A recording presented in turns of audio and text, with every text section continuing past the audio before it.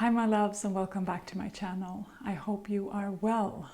Why aren't we doing the things that we know is good for us? How come we keep self-sabotaging? I don't think there is one simple answer to that.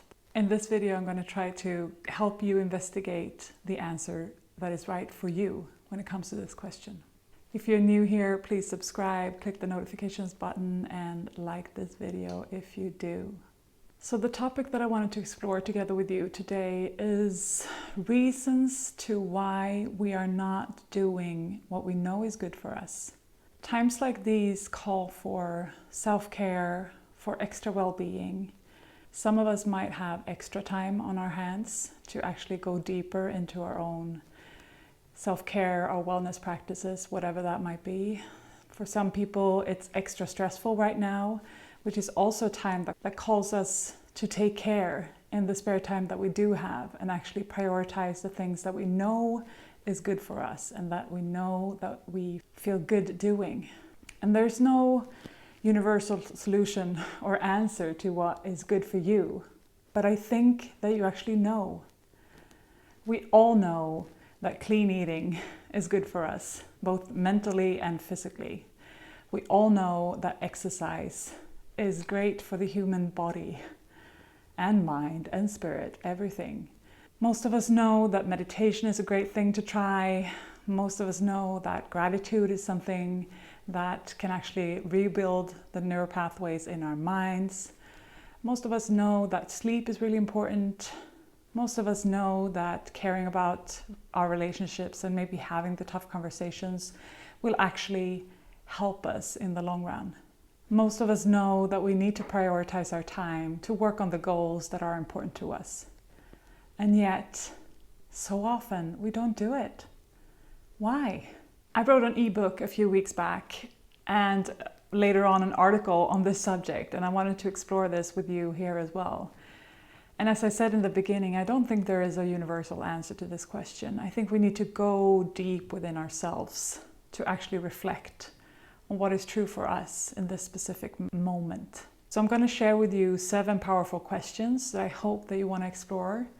And I will link to the full article and also to the ebook if you want to get this exercise to do for yourself. So before we start this self-reflection, I want to challenge you to find one area of these things that we know that we might feel better doing, but we're still not doing. Choose one. It could be starting a meditation routine, or getting out into nature more, or call your friends more, or eat cleaner, cut down on sugar. I don't know what it might be, but choose a subject and try this exercise with that subject. One of the foundations for even doing this kind of self-reflection is the interest of self-awareness. You being curious about yourself. You wanting to get to know yourself, you wanting to go to the next layer of who you are and what you need and what are your driving forces. We will never fully understand ourselves. We are complex beings, but to actually commit to continue deepening that relationship to yourself is such a gift to your life and your well-being. So keep an open mind as you ask yourself these questions. Another important thing to note at the beginning of this self-reflection is the fact that your inner critic will probably become very loud as you go through these questions. And that's totally okay, that's totally normal. She or he or it can be there, but you don't have to pay too much attention to it. I would suggest you keep a very open mind, an open heart, and as you notice the inner critic starting to shout things at you that are usually really mean, use curiosity instead. Choose to listen to your inner best friend and keep an open mind to discovering new things and forgive yourself for whatever you need to forgive. So the first question as you do this self-reflection is, why do you want to do this change? Our why power is so important.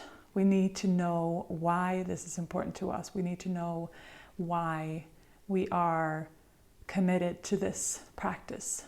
It could be because I want to sleep better, I want to have a happier life, I want to be more healthy, I want to get rid of some symptoms that I might have, I want to live longer, I want to contribute more to society, whatever it might be. You need to know what's your why, because that is what's going to drive you when the going gets tough and you might come up towards some resistance. So why do you want to do this change? The other question is also going deeper into your basis of wanting to do this. What would be better if you did this change? In what ways would your life improve? You need to know the reasons why you're doing this. If you can't come up with anything on this question, maybe you shouldn't do it. Maybe your why was because you wanted to impress other people, or be liked by someone, or approved. Maybe your what is not something that is actually important to you. In that case, I would suggest you not doing it. If we go back to the meditation practice, for example, the answer to this question, what would improve if you did this change, might be your mental well-being, your sleep, your stress levels would go down, your clarity. All those kinds of things are also important. The third question is a very interesting one, and it's actually looking at the option of not making the change. You don't have to do anything. What would your life look like if you did not do this change? What would it look like in a month, in a year, in 10 years? Looking at this alternative of staying the same, eating the way you do, not meditating, not sleeping well enough, not exercising, not cultivating your deepest relationships, not taking care of that nasty voice of the inner critic. What would your life look like 10 years from now? The answer to this question is usually a very good way of even more increasing your commitment to wanting to do this. Okay, so now we might have a good foundation and a very good motivation for wanting to do this change. So the fourth question is actually an A and a B part. The first question is, what are the excuses that you're using for not making this change? Be very honest with yourself in this one. A lot of the time we have these superficial excuses, which might be, I don't have the time, my kids are in the way, my job is too important, I'm too tired in the afternoon to go out exercising, or it's too expensive to buy healthy food. All those kinds of excuses that you might have. Actually, write them down. Listen to the voice in your head telling you all the reasons why you can't make this change. And when we're talking about excuses, you know that I'm a big fan of being in the driver's seat of your own life, being the CEO, and not choosing a victim mentality.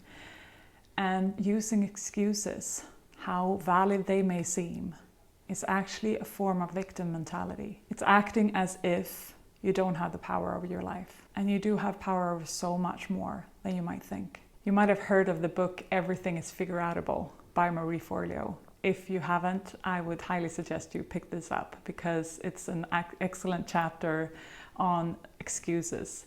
And just the fact that if you choose to have a mindset of everything is figureoutable, you'll find so many more solutions to your problems that you might not have thought about in the first place. And it's up to you if you want to use a lot of excuses or not. I'm not saying it's right or wrong, it just has different consequences. And actually writing down the excuses is an awesome thing to get clarity of what are the excuses that you're using. So the second part of this question, 4B, is if you chose to not make excuses, if excuses were not part of your life at all, what would you say instead of those excuses that you just listed? What would you do instead? What if excuses were banned from your life? I'm not saying this is easy, but I am challenging you to give it a try. Look into the excuses that you just listed. And if you could not make them, what would you say or do instead? Maybe some unexpected solutions show up for you. Maybe it's just a mindset shift. I don't know.